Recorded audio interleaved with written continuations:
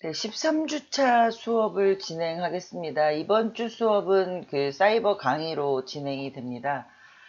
어, 제가 그 3시간에 걸쳐서 매 시간마다 5개의 기업 사회공헌 사례를 소개를 할 것입니다. 그러면 팀별로 논의를 통해서 우수 사례 2개씩을 그 선정하셔서 정리를 하시면 됩니다. 어, 모두 15개의 기업사회공헌 사례가 소개가 되면 우수 사례는 6개를 선정해서 정리를 하는 것입니다. 그러면 첫 번째 시간 기업사회공헌 사례를 소개해 드리겠습니다. 우리가 지금까지 60개의 사례를 봤습니다. 61번째, 61번째 사례입니다. 철길을 타고 찾아가는 소의 이웃이라는 제목으로 현대 로템이 하고 있는 사업입니다. 현대 로템은 2015년부터 철길을 타고 찾아가는 소의 이웃이라는 그 제목으로 그 철길이라는 것을 나눔의 키워드로 정했다고 합니다. 그래서 주로 이제 임직원 봉사활동을 위주로 해서 하고 있는 그 기업 사회공헌 활동입니다. 철도 차량이 운행되는 노선 주변에 소의 이웃을 돕는 활동으로요. 화재 예방 물품을 지원하거나 주거 환경을 개선하거나 또 영유아 보호 시설을 설치하는 등의 활동을 주로 하고 있습니다. 이 사업을 하게 된 배경을 살펴보면요.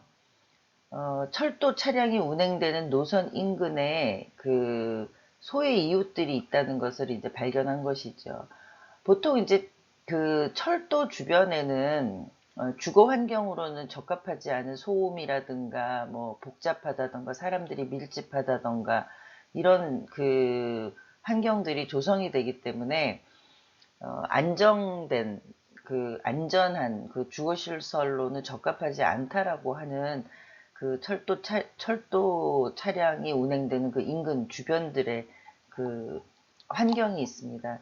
그래서 대부분의 그 생활이 어려운 소의 이웃들이 일반 사람들이 거주하기 어려운 곳에 이제 피해서 이제 거주를 하는 그런 일들이 발생을 하다 보니까 소의 이웃들을 위한 어떤 시설이나 어떤 삶의 터전들이 많이 이제 그 존재한다는 것을 알게 된 것이죠. 그래서 이 이웃들의 생활 수준을 좀 향상시키고 복지 증진을 위해야 되겠다. 복지 증진을 위해서 우리가 할 수 있는 일이 무엇인가? 에서부터 이 사업이 출발을 했습니다. 사업 내용은 그 철도 차량이 머무는 역사 주변의 쪽방촌 어르신 그리고 시각 장애인들을 위한 이제 소외 이웃들을 돕고 있다고 합니다. 임직원 봉사활동하고 연계를 하고 있고요. 2015년 11월부터 지하철 1호선의 서울역 일대 쪽방촌 580여 가구의 그 독거 어르신을 위해서 이제 이불을 전달하면서부터 이제 시작이 됐다고 합니다. 이후에 이제 2호선 홍대역 인근에 영유아 그 보호시설을 설치하고요. 3호선 경복궁역 근처에 시각장애인 문화관광 해설사를 지원하는 등의 어떤 다양한 사업으로 이제 확대를 했습니다. 이 사업의 임팩트 및 성과를 살펴보면 서울 지하철 1호선 그 서울역 일대 쪽방촌에 580여 가구 독거노인한테 이불을 제공을 했고요. 또 같은 해 12월에 홍대 입구역에 동방영아 일시보호소를 찾아서 아이들을 위한 안전매트와 호흡기, 치료기 등을 지원을 했고요. 또 그 다음해인 2016년 4월에는 동방영아 일시보호소를 찾아서 입양 대기 중인 아이들의 사진을 찍어주고 앨범을 만들어서 증정하고 돌잔치도 열어줬다고 합니다.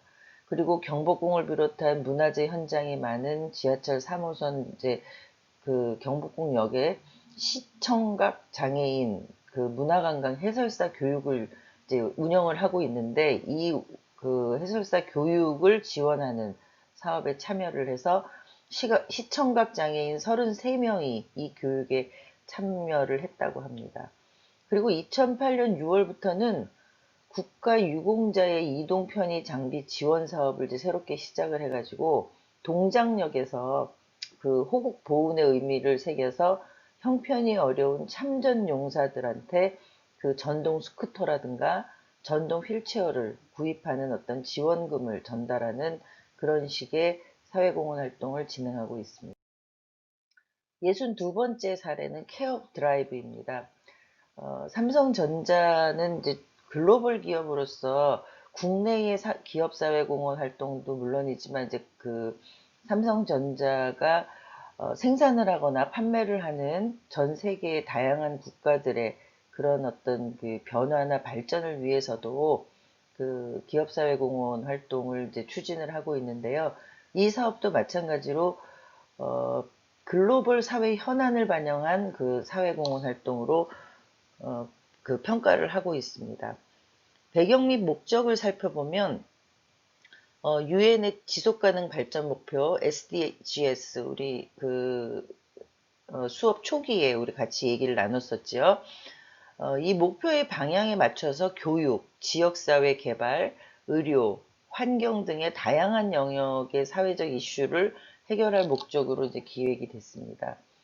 그래서 삼성 케어 드라이버는 기본 의료시설조차 부족한 글로벌 빈민 지역의 의료 서비스를 지원하는 것이고요. SDGs의 세 번째 목표인 건강한 삶을 보장하고 복리를 증진한다. 라는 것에 이제 그 초점을 두고 사업을 진행을 하고 있습니다.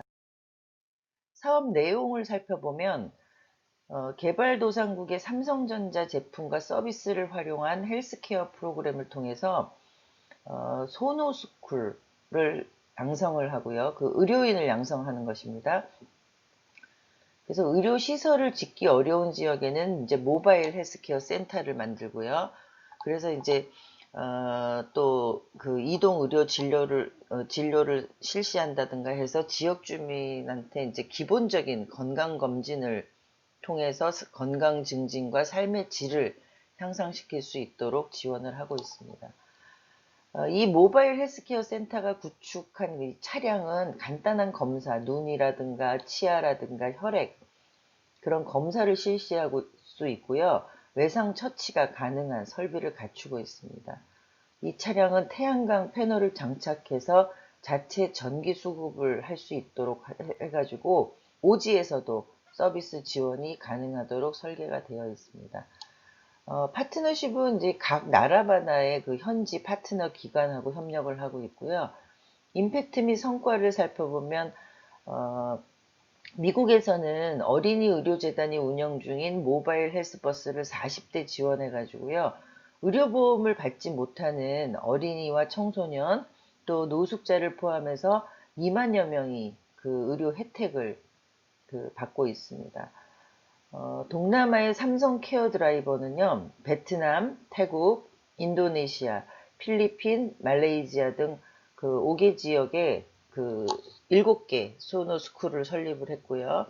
또 초음파 장비와 교육 기자재를 설치해가지고 의료진을 대상으로 산부인과, 태아, 심장 관련 의료 지식에 대한 이제 무상 교육을 실시하고 또 의료 교육을 통한 커리큘럼을 제작한다거나 현지 의료진을 양성하는 등의 성과를 이루고 있습니다. 여기서 이제 의료진이라는 건 우리가 생각하는 그 의사 이런 어떤 그렇게 그 차원이 높은 전문 인력이라기보다는 간단한 의료 처치를 할 수 있는 서비스를 할 수 있는 어떤 그런 정도의 인력을 얘기를 하고 있습니다. 또 2016년까지는 그래서 베트남, 태국 등에 71개 학교하고 센터를 지원해서 운영하는 등의 사업 성과를 이루고 있습니다. 63번째 사례는 택시 건강증진 건강충전소와 건강충전버스라는 제목으로 이제 현대자동차가 그 시행을 하는 그런 사업입니다. 자동차 회사라는 어떤 특징, 강점을 활용한 어떤 그런 그 사업이고요. 택시기사의 고령화와 그에 따른 교통사고 증가율이, 그러니까 교통사고율이 증가한다. 라는 이슈가 이제 2017년에 발견이 됐습니다. 그래서 여기에 초점을 맞춰서 이제 사업을 진행을 했는데, 택시 운전수들은 하루 평균 약 250km를 주행하는데, 휴식은 1시간여에 불과하는 어떤 그 고정된 자세로 근무를 하는 어려운 근무 환경이어서 요추 질환이라든가 신경계 질환을 앓고 있다는 것을 알게 되었습니다. 결국 이러한 택시기사의 건강 문제는 이제 교통사고로 직결되기도 하니까 이제 시민 안전에 악영향을 미치게 되는데, 이런 문제를 해결하는 것이 좋겠다라고 이제 현대자동차가 판단을 해서 이 사업을 시작을 하게 됐습니다.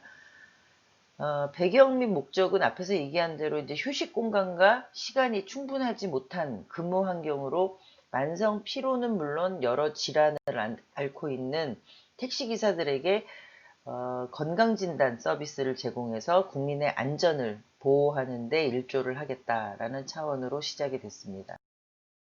사업 내용은요, 택시 건강 증진 사업 프로젝트 핵심이 건강충전소와 건강충전 버스입니다.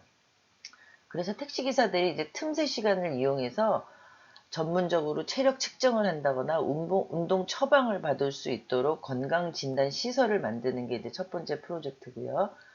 또 이 건강충전소와 건강충전버스를 통해 가지고 안전한 택시를 만들기 위해서 이제 수도권 내 5개 지역의 건강충전소를 만들어 가지고 혈압 측정기, 체성분 분석기 등을 통해서 이제 건강 체크를 할 수 있도록 했고요.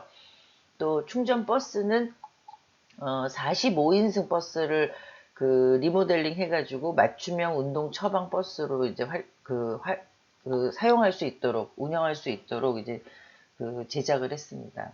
그래서 이 버스 안에서는 체질과 체질량 지수를 측정할 수 있는 최신식 장비를 장착을 했고요. 근력이나 유연성 등을 위한 피트니스 공간을 마련을 했습니다.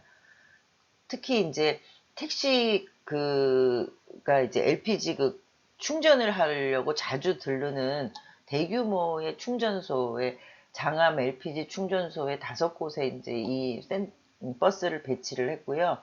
그리고 택시 밀집 지역을 찾아다니면서 순회를 해서 서비스를 진행하기도 했습니다.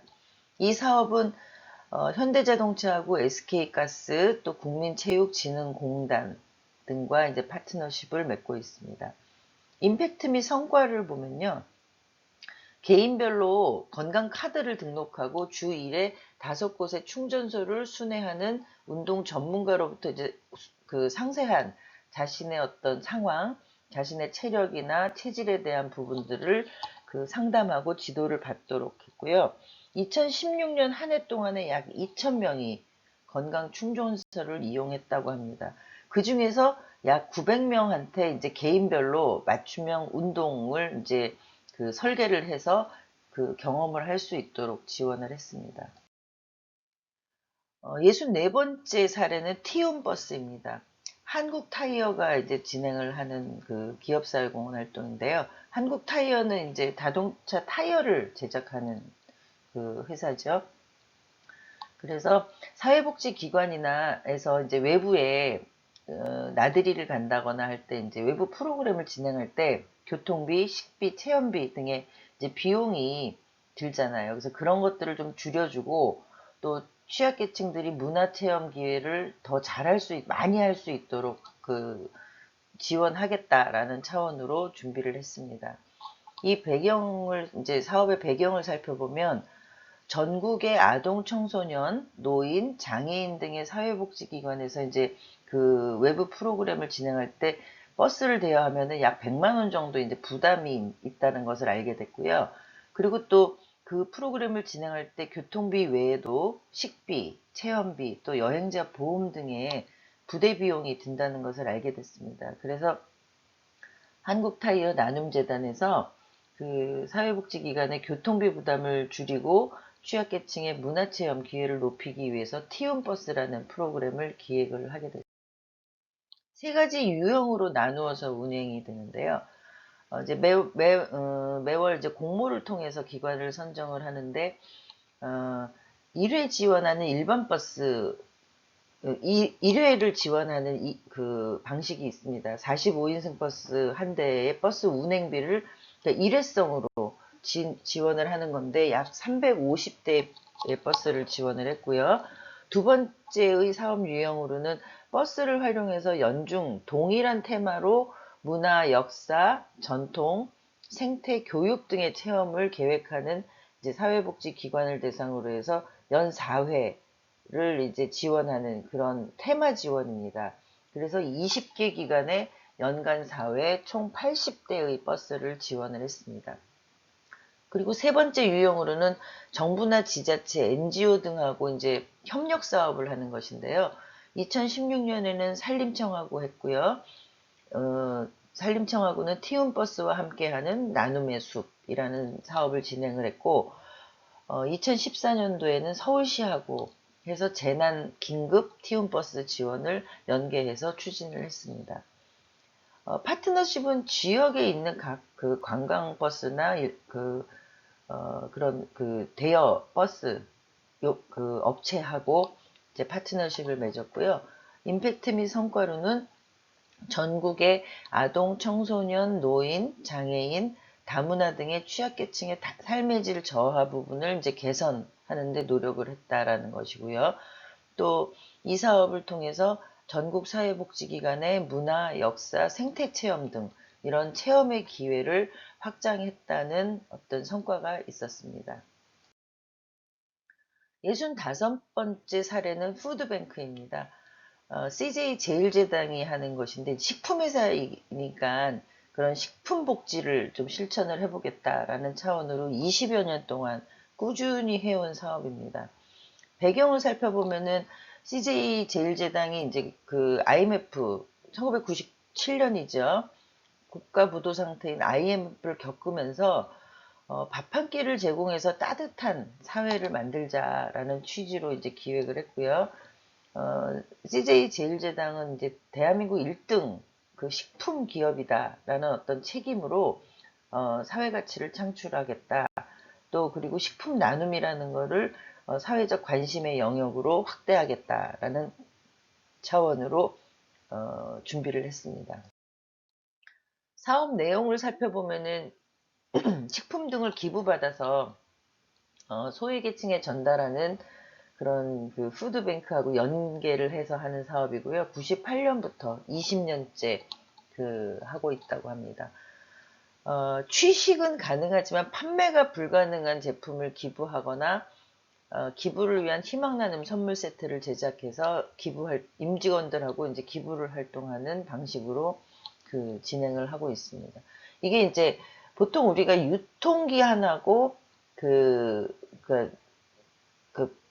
매장에서는 이제 유통기한이 지나 판매를 할 수 없잖아요. 그 유통기한이 얼마 안 남은 어떤 그런 제품.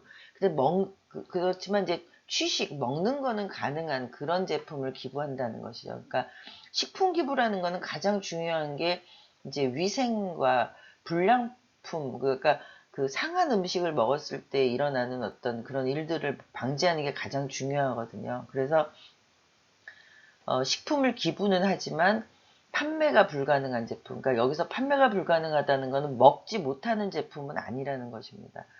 우리가 이제 주로 유통기한을 기준으로 해서 유통기한이 짧게 남은 어떤 식품들을 기부를 하는 것이죠. 그리고 이제 희망 나눔 선물 세트를 구성을 해가지고요. 4인 가족이 3개월간 사용 가능한 분량의 선물 세트를 만들어서 연간 평균 2만 개가량을 이제 푸드뱅크에 기부를 하고 있고요. 이 선물 세트에는 고추장, 된장, 밀가루, 설탕, 식용유 등의 이제 좀 유통기간이나 그 사용기간이 장기간인 그런 생필품으로 구성을 하고 있습니다. 그리고 이제 이 식품 나눔 문화 확산을 위해서 진신 프로젝트라는 것을 이제 진행을 하는데 SNS 참여만큼 기부량을 늘리고 이제 그 참여자들이 희망 나눔 선물 세트를 조립할 때 봉사활동에 참여할 수 있도록 기회를 제공을 하고 있습니다. 이 사업의 파트너십은 이제 푸드뱅크하고 하고 있고요.